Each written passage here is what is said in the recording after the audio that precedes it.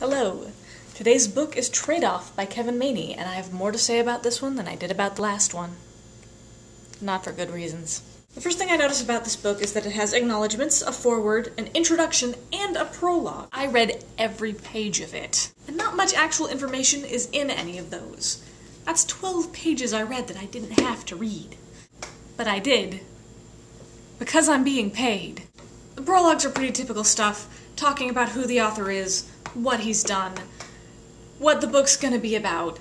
It seemed to repeat a lot of information and not tell me very much, and it occurred to me pretty quickly that what it was doing is building what I have heard called an argument from authority. Basically saying, here's why you should listen to this person's opinion, why they know what they're talking about. A lot of books do this, and in a sense, every time you defer to a book for information that you cannot find yourself, you are engaging in an argument from authority, trusting that the person who wrote the book, or the editors who edited the book, or the academics who have recommended the book, know what they're about, and that the information is reasonably solid, worth your time, basically.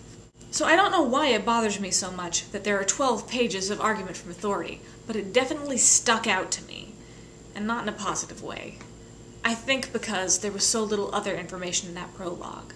Just hurry the fuck up and tell me what the book's about, right? Trade-off the book is talking about is pretty frickin' obvious, and is explained very quickly. The subtitle does it. The ever-present tension between quality and convenience. And his argument is that if you have one of these things, then trying to get the other thing is the worst damn idea you can do and will completely sink your brand or your business. And that kind of makes sense. But the very first thing he does is he talks about how someone is... He gives a big example about how someone who has the high quality end of it is going to all convenience and how that's totally going to ruin his business model and not going to work the way he wants. Do you notice the problem in that? I didn't tell you any, details about what he's talking about, or why, or what exactly the change being made is, because I wanted to highlight the problem with this big example of his. It's a prediction. It's not past, it's future. He makes a tense change right in the middle of it. This is totally gonna fail for the guy who's doing it. This is the first example. Not his second, not in the middle of the book. His first. And I think his second does the same thing, with a sudden shift into this is what's going to happen in the future.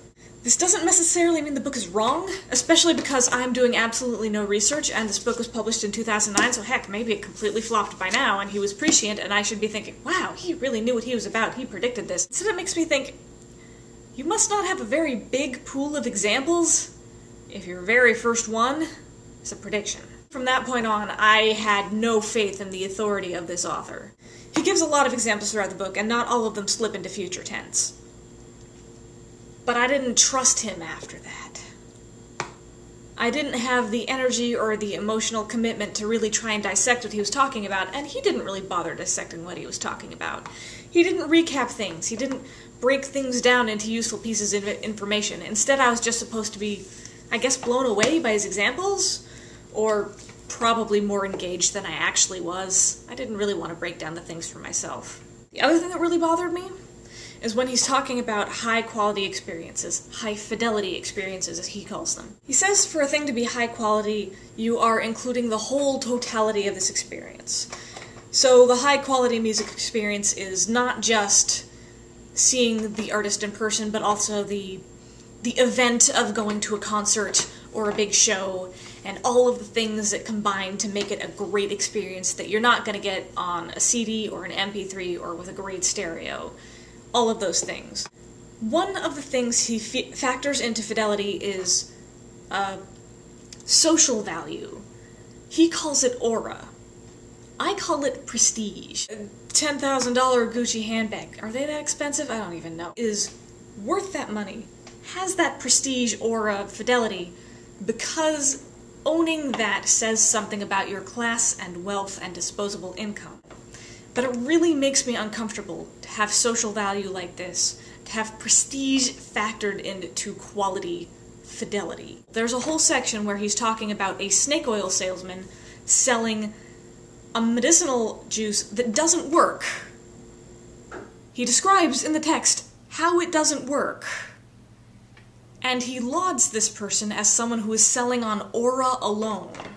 This is someone who has mastered high fidelity by selling something on lies, who goes out of business because the FCC is born. He doesn't criticize this at all. Maybe it shouldn't detract from his point, but it made me uncomfortable. Well, more pissed than uncomfortable, but yeah.